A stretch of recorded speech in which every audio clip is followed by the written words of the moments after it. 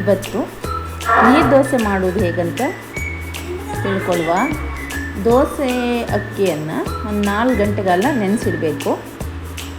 ನೆನೆಸಿಟ್ಟು ಕ್ಲೀನಾಗಿ ಅದು ಇನ್ನೊಂದು ಪಾತ್ರೆಯಲ್ಲಿ ಕ್ಲೀನಾಗಿ ತೆಗೆದಿಟ್ಟು ಈ ಥರ ಅಂದರೆ ಜಾರಿಗೆ ಹಾಕಿ ಅದು ಫುಲ್ಲು ನುಣ್ಣಗೆ ಆಗಬಾರ್ದು, ಸ್ವಲ್ಪ ರವೆ ಥರ ಇರುವಾಗೆ, ಸಣ್ಣ ಸಣ್ಣ ರವೆ ಥರ ಇರುವಾಗೆ ರುಬ್ಕೊಳ್ಬೇಕು.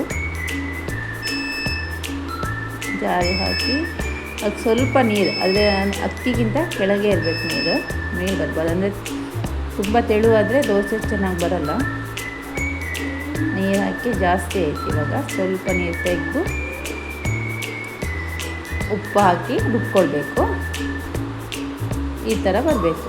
ಈ ಥರ ಅಂದರೆ ಇದರಲ್ಲಿ ಸೌಂಟಲ್ಲಿ ಅಂಟ್ಕೊಳ್ಬಾರ್ದು. ಈ ಥರ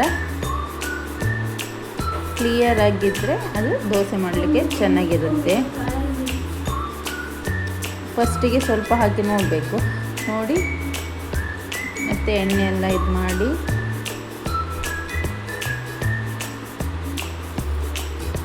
ಕ್ಲೀನಾಗಿ ದೋಸೆ ಹಂಚ ಮೇಲೆ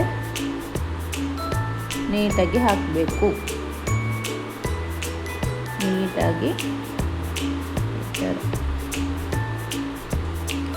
ಈ ಅಕ್ಕಿ ಹಿಟ್ಟಿಗೆ ಕಾಯಿ ಏನು ಹಾಕೋದು ಬೇಡ.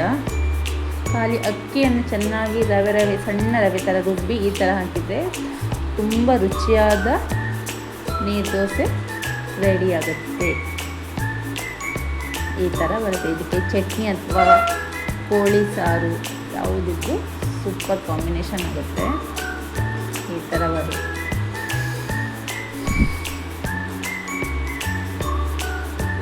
ಈ ನೀರು ದೋಸೆ ಮಾಡೋದು ತುಂಬ ಸುಲಭ. ಈ ಥರ ತುಂಬ ಅಂದರೆ ರೋಸ್ಟ್ ಬೇಕಾದರೂ ಮಾಡ್ಬೋದು. ರೋಸ್ಟ್ ಮಾಡಿದರೆ ಇನ್ನೂ ತುಂಬ ರುಚಿಯಾಗಿರುತ್ತೆ. ಇಷ್ಟು ಇದಾದಮೇಲೆ ನಿಧಾನ ಸೈಡಿಂದ ಈ ಥರ ಮಾಡಿ ಉಲ್ಟ ಹಾಕಿ ಈ ಥರ ನಿಧಾನ ಈ ಥರ ಮಾಡಿದರೆ ಸೂಪರಾದ ನೀರು ದೋಸೆ ರೆಡಿಯಾಗುತ್ತೆ. ಈ ಥರ ಇರುತ್ತೆ. ಇದಕ್ಕೆ ಬೇರೆ ಯಾವ ಇಂಗ್ರೀಡಿಯೆಂಟ್ಸು ಬೇಕಾಗಿಲ್ಲ.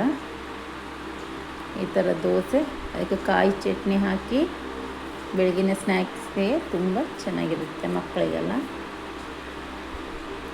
ಇದನ್ನು ಒಮ್ಮೆ ಟ್ರೈ ಮಾಡಿ.